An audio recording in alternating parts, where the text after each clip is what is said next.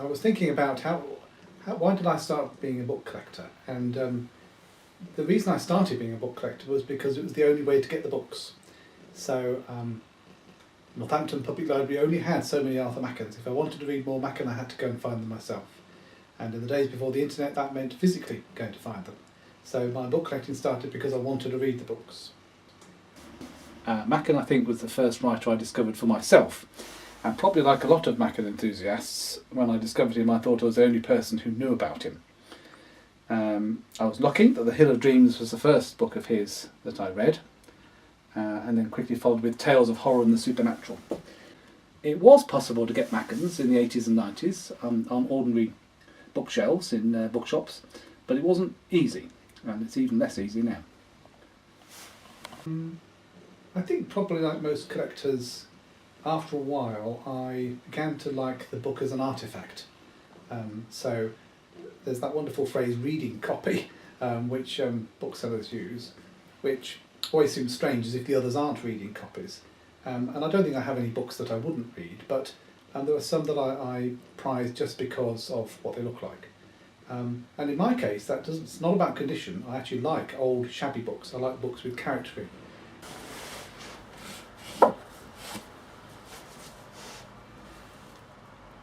This is a very battered copy of The Connoisseur by Walter de la Mare, bought, I think, in Billingham's, an old second-hand bookshop in Northampton.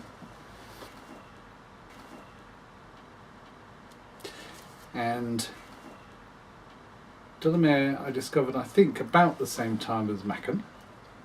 And he was one of 4 or 5 supernatural fiction writers that I bracketed together in my own mind. So Algernon, Blackwood as well, Hope Hodgson, and Dunsany. And I think I first read Dunsany in the Valentine adult fantasy series, and I was really taken by Idle Days on the Yam, the sort of almost a pointless tale about a fantasy voyage, but just the prose was so poetical, and the fantasy so unusual that Dunsany was certainly something different to anything I'd read before. I probably discovered Shiel in association with Machen, that seems logical, and quite a number of his novels here, but there are many still to get. Although I think his short stories are best. This is the best short stories of Shiel in the Galanx edition, selected by John Galsworth. And at his best, in his short stories, he's as good as Poe and Machen. The novels probably a little bit more diffuse and sometimes quite clearly written as pulps, but they always have interest because he's so eccentric, and Shiel's certainly worth getting for that.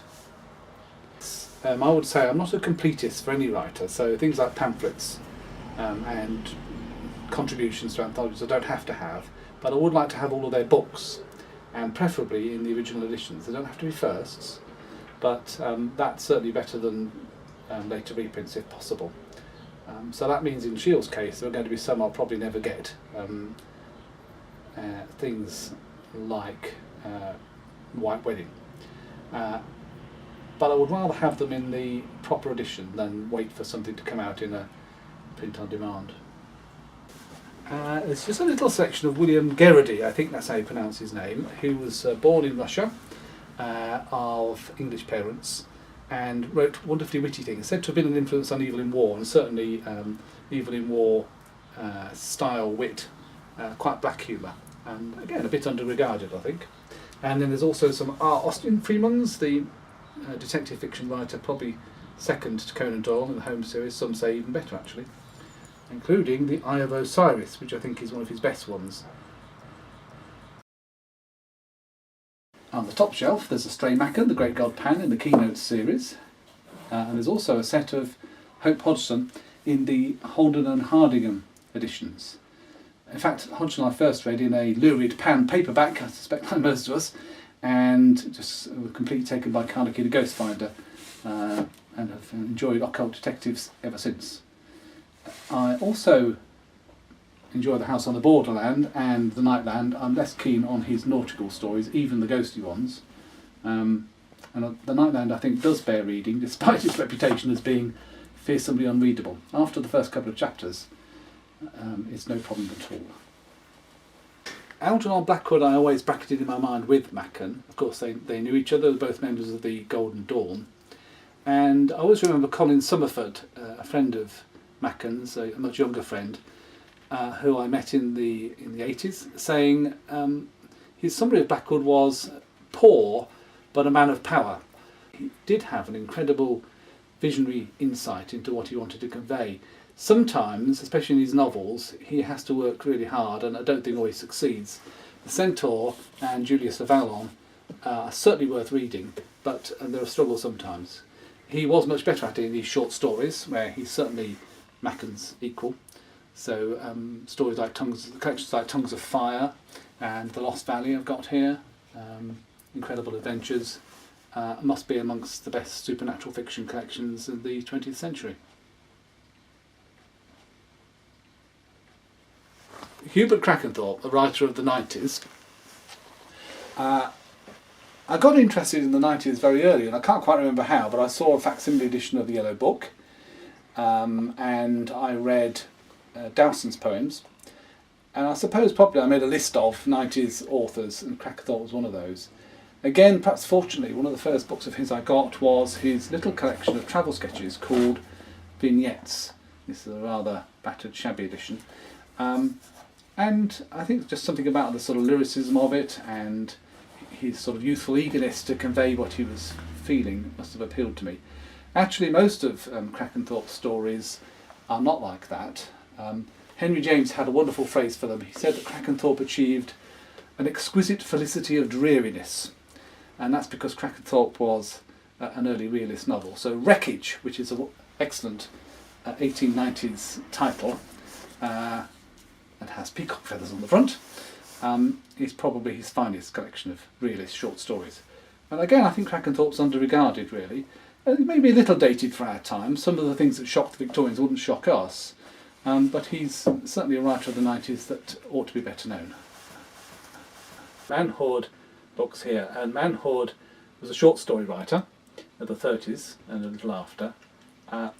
He didn't write fantasy, but he did write very strange stories. Sort of folk tales, I suppose. The nearest equivalent will be A. Coppard. And again, an excellent writer, certainly great at strange metaphors. In fact, he was so promising that Cape and his American publisher paid him a salary so he could just write. In the end, Manhood lived on a railway carriage in Sussex in a field he bought, brewed his own cider, grew his own food, and stopped writing when it became boring. Claude Houghton is another fantasist who hasn't really been discovered. He again started writing in the 30s. He wrote what were described as metaphysical thrillers. He had at least two great fans. One was Henry Miller, and the other was President Masaryk of Czechoslovakia, who invited him over to stay at the expense of the government. He liked his work so much. He did write what was a classic in its time, I Am Jonathan Scrivener, which has one of the most frustrating endings in literature, and that's probably all I should say. Here's a book with the splendid title of Leopards of England by E. Dorling, and I actually found this book after I'd written my own essay called The Leopard of England, and the reason for both of the works is the little known fact that the lions, the three lions on the English heraldic crest, were originally leopards. And in my version of the essay, I speculated how different a history of England might have been if we'd adopted the leopard as our symbol and not the lion. Yeah, an example of books that I just pick up because they have an interesting subject matter, even though they're not part of my normal collecting. In the corner here there's a small collection of books by David Lindsay, and this is a copy of A Voyage to Arcturus, his most striking novel. I discovered that when I was about 18 or 19, probably the right age, in Preston Indoor Market, and was completely awestruck by it. It's again, I suppose, a metaphysical fantasy, but it's also so much more than that. A Gnostic vision, perhaps, and I could hardly believe that somebody could write a book like that. It could be said that a lot of my collecting ever since has been trying to find a book as powerful as A Voyage to Arcturus, and I haven't. although there were some that are not far off. I suppose one of my greatest ever pleasures in book collecting was finding on the shelf of a bookshop in Saffron Walden a copy of Sphinx by David Lindsay in the first edition, and for a very modest price, I seem to remember as well, 50p. Yes, and I think I also have found most of his other titles since then. So below the David Lindsays there's a shelf and a half of Ronald Fraser, who I like to think of as my own discovery. I remember that I first found him in a Chichester bookshop where I found a copy of Flower Phantoms, which is probably his best novel.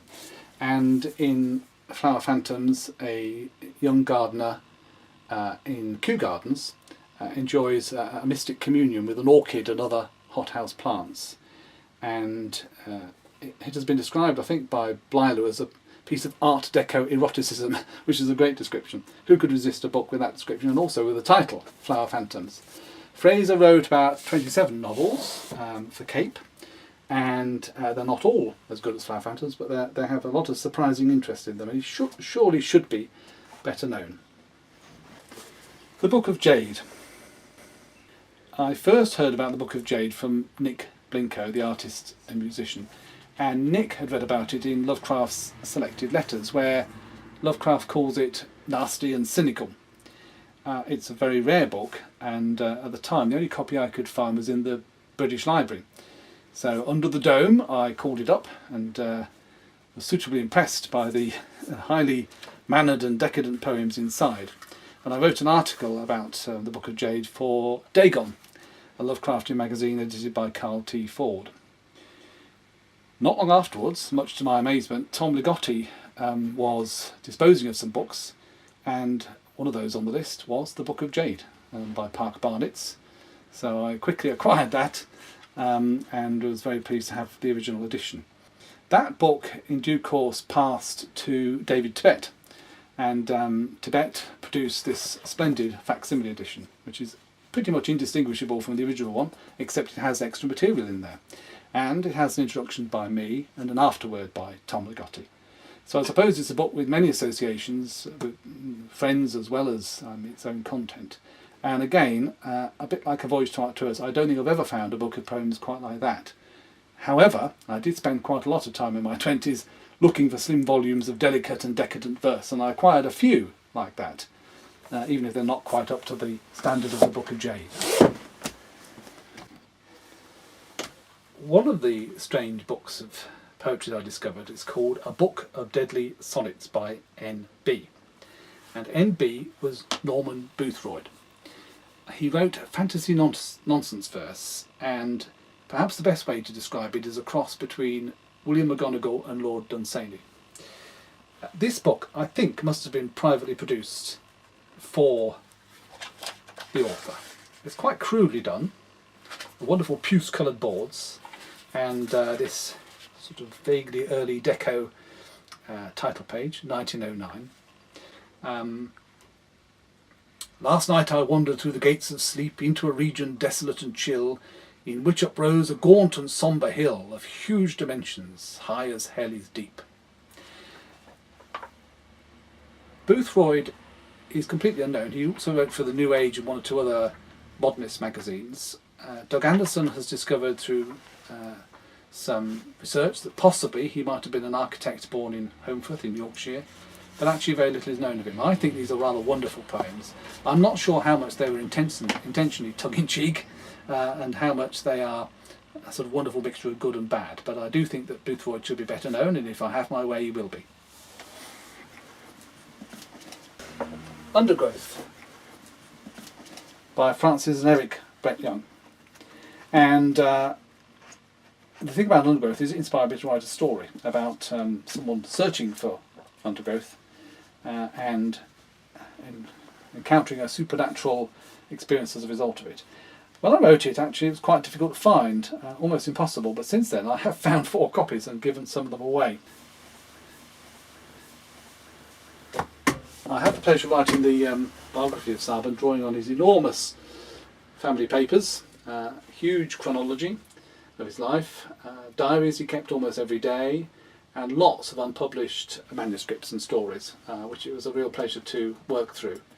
And again, I think Sarban, if he had only written some of those, would have been seen as an even more major figure in the field than he is if he completed some of the stories.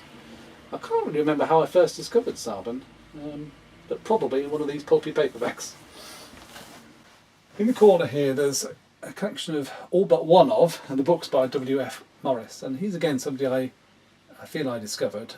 He wrote firstly books of the First World War and then detective books, and they are strange. So the first one, Bretherton, has a remarkable opening scene in the last days of the war, just before the armistice, where a raiding party bursts into a chateau and finds a woman in a white gown, dead on a chaise longue, and a British officer, known to them, in German uniform, dead at a piano. And how that scene came to be is what the book is about. It's remarkably well written. People at the time rightly said that it was quite true to the realities of the First World War, but it also has humour, it has romance, and it has a very strange mystery. Morris, I think, as far as I could find out about him, was born in Norwich. He wrote about 7 books altogether and then seemed to have stopped. And that's all we know about him. But his other books, similar. There's a book called Pagan. They're often about confused identity. They're often about torn loyalties. And that obviously was a theme that meant a lot to him. In the corner here, there are some books by Denton Welch. I think particularly when I'm maybe low in spirits, there are some writers who you just have to turn to because you know that they'll cheer you up. And Denton Welch, Robert Byron, examples of that. And that, I think, is because there's a mixture of they're extremely witty, they're very vivid, they have a beautiful style, but they're also very human. And therefore you feel as if you're reading something written by a friend, a very interesting, perhaps a peculiar friend, but there's something so human about them that are exactly the right sort of tonic if you're not in good spirits. Underneath Denton Welch, there a shelf and a half of Oliver Onions. And Onions, of course, is known for his ghost stories, and rightly so, and by some people for his historical romances. But he wrote a lot else than that, and I've been trying over time to collect every single one of his books. I think I'm about 3 short.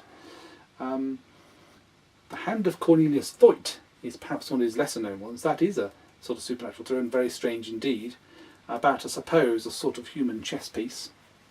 But there are others of his books that are well worth looking out for as well, not just his ghost stories.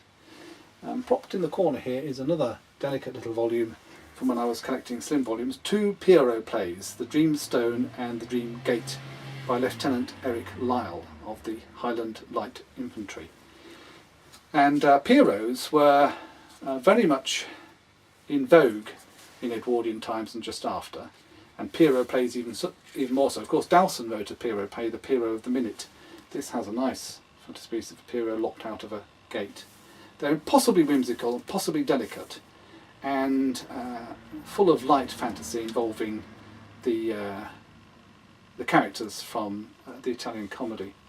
And it's even stranger to think that these were written while someone was actually in the trenches in all of the horrors of war, and probably a welcome distraction for him. I used that as the basis of one of my first connoisseur stories, which I originally entitled The Ghost of Pierrot and then After the Darkness, but it was inspired by that book.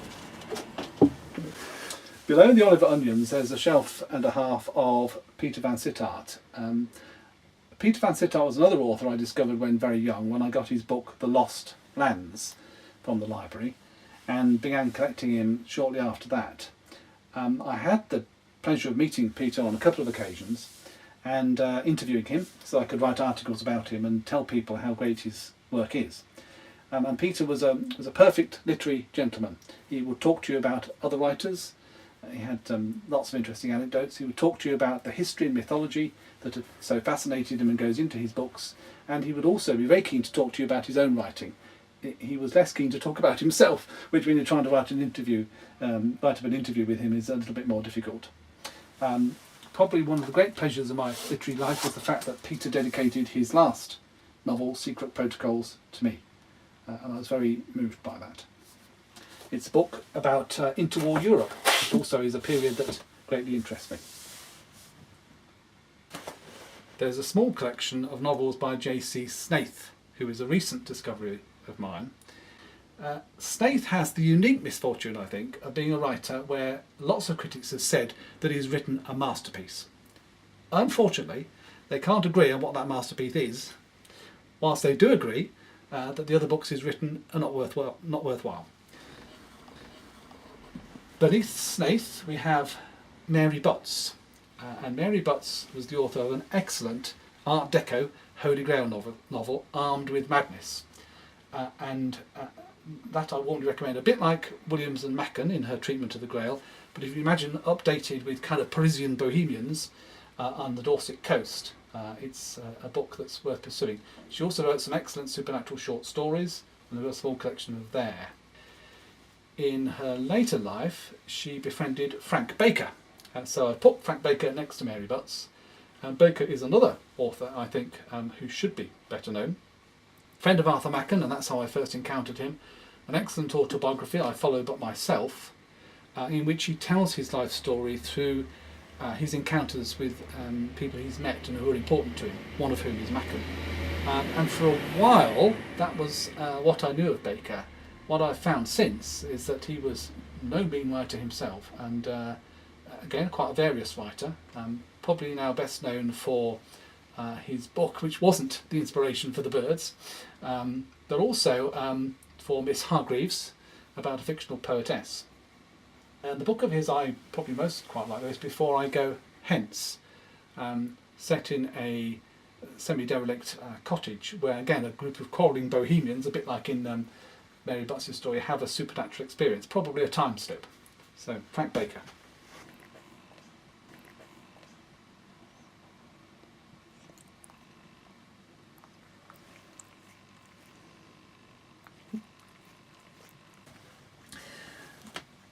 Here's a collection of novels by Phyllis PAUL. I have all but one of them.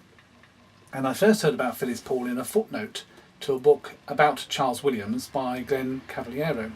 And Glenn drew attention to how good her metaphysical thrillers were. And solely because of that footnote, I started to search them out. And I think I probably found 3 or 4 in those days in bookshops. Since then, I've had to rely on the net. Phyllis PAUL is a very bleak writer. Perhaps fatalistic would be the right word for her books. She has characters who seem doomed, characters who have problems in their previous lives that they're trying to work through, but there seems to be almost a supernatural pall hanging over them, which they're not going to be able to shake off. Who could resist a book called British Rainfall 1910? I know that I couldn't.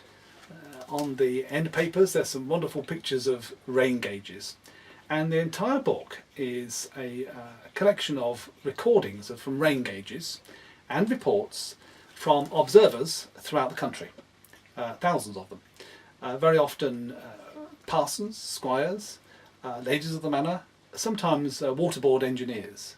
And the rain gauge readings themselves may not be fascinating, but their reports are, because they're a picture of Britain at the time just before the First World War, when they were at the height of the Edwardian era.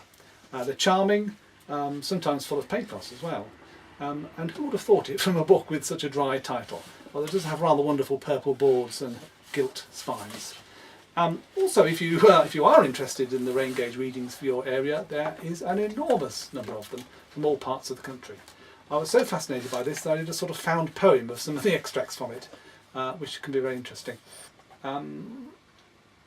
Yes, North Cadbury Rectory, for example, by far the wettest year, and with the greatest number of rain days in the 14 years record.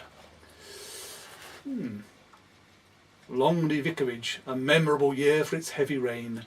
The rain of October, November and the first 16 days of December was surprising, and low-lying land over a great area was flooded.